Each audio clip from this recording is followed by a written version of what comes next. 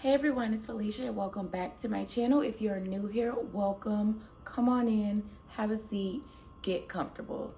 In today's video, we will be discussing learning how to be on time.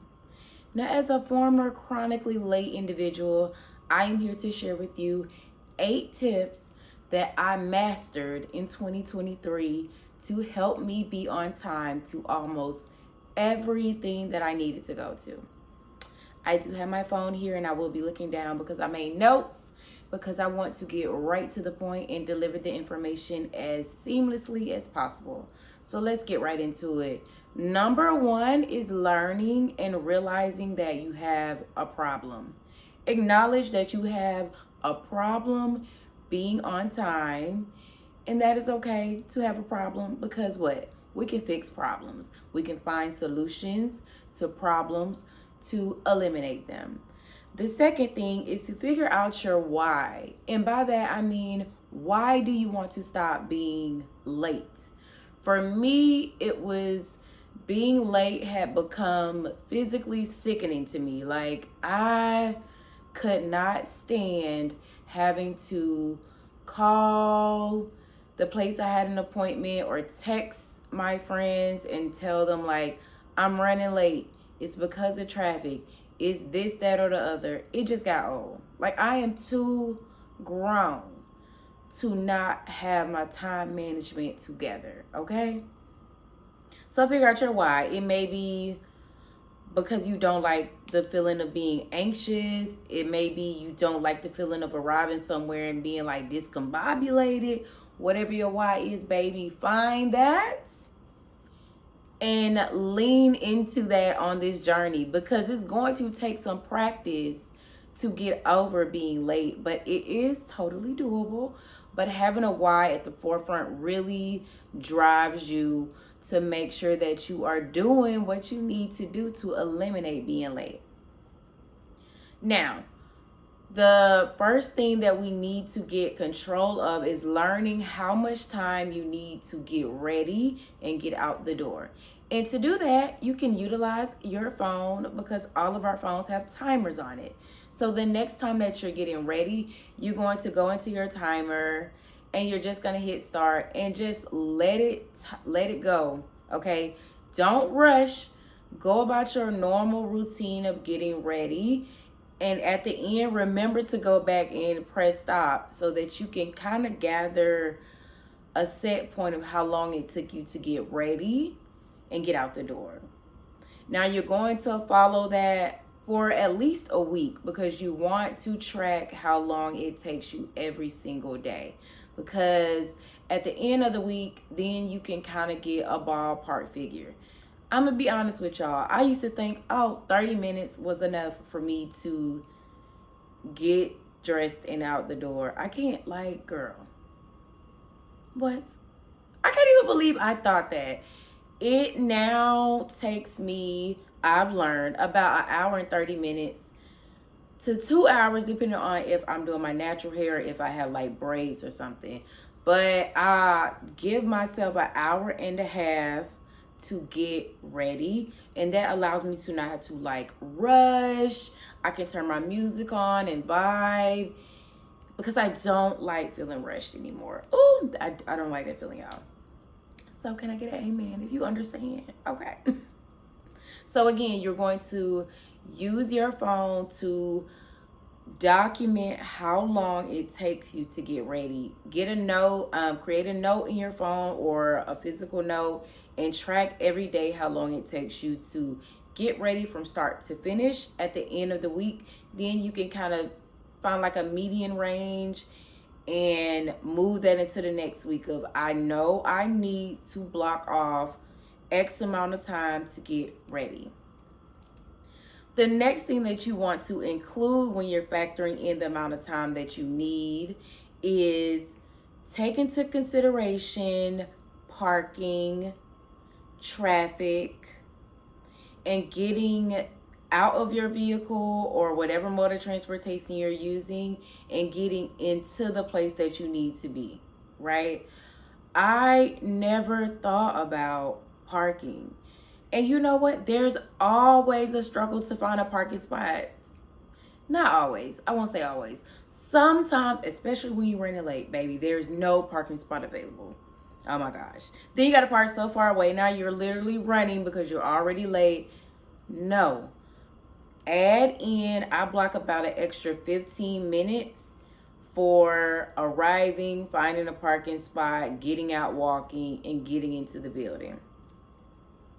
The next thing that you're going to want to do is start getting in the habit of utilizing your GPS to see how long it's going to take you to get to where you're going.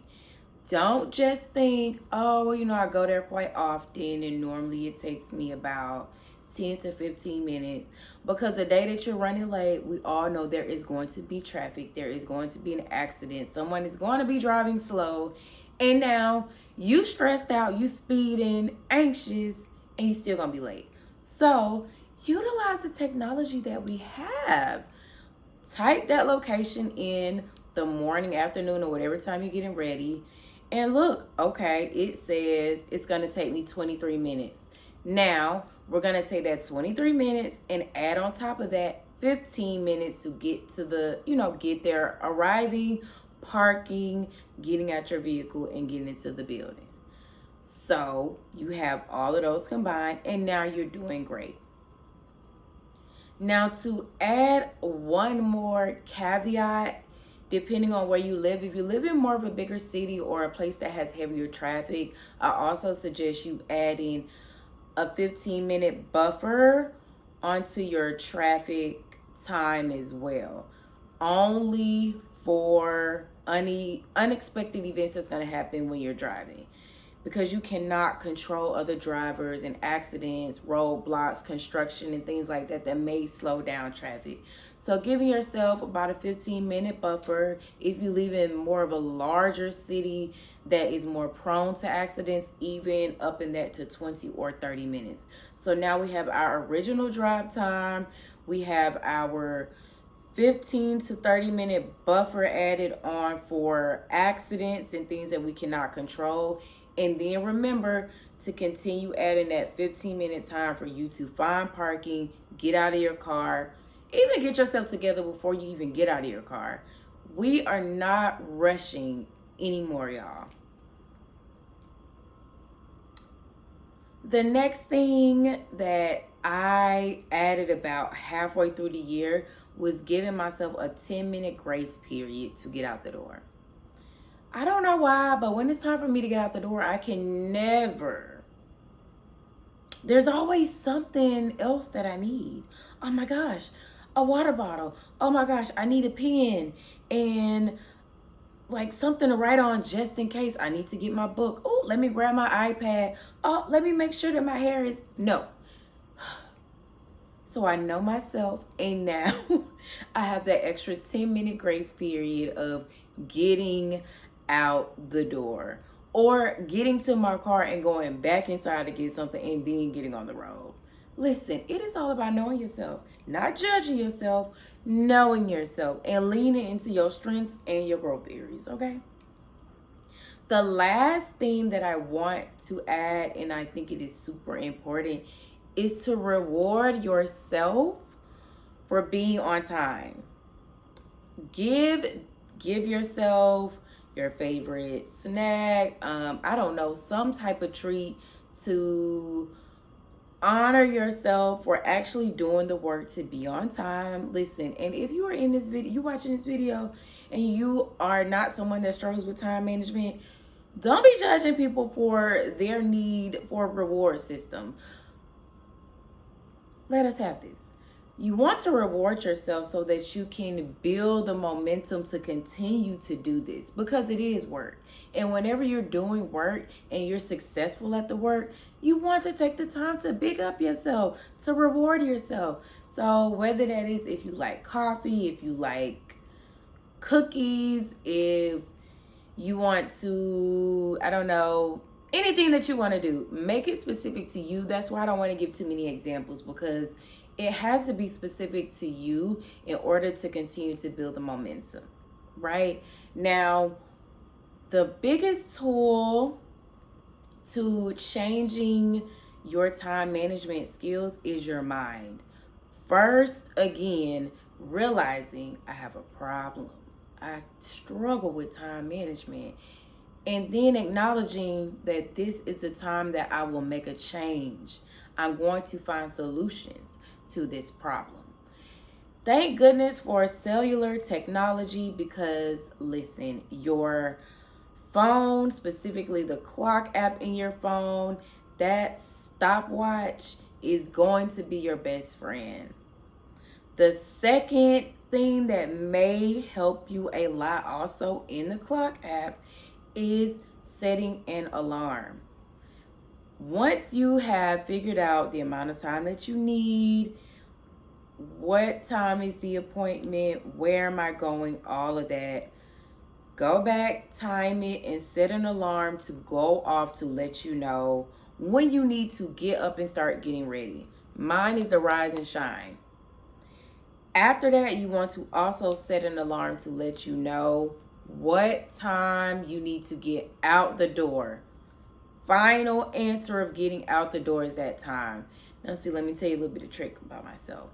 My out the door alarm goes off before my 10-minute grace period kicks in because I'm always hitting the snooze button, and then the snooze is going to last for 8 minutes, and then it goes off again, and I know, all right, I got 2 minutes to get out the door. For real. Hard stop. So these have really helped me, and I hope that they help you as well. If you have any more tips that you have found helpful along your time management journey, please leave them in the comments. If you think that any of these will help you, please leave them in the comments. I look forward to hearing from all of you, and I'm so excited to share. Listen, I'm just excited that I'm being on time now, and I am hoping that it lasts all 2024 and beyond, because it will, because I'm going to continue to put the effort in, and I'm going to continue to get better, and so are you, because we are all works in progress. And that is the beautiful thing about life, is if we have something that we do not care for about ourselves, we can make systems and changes to see better results. Always remember that. Thank you so much for tuning in. Until next time, peace, love, and blessings to you all.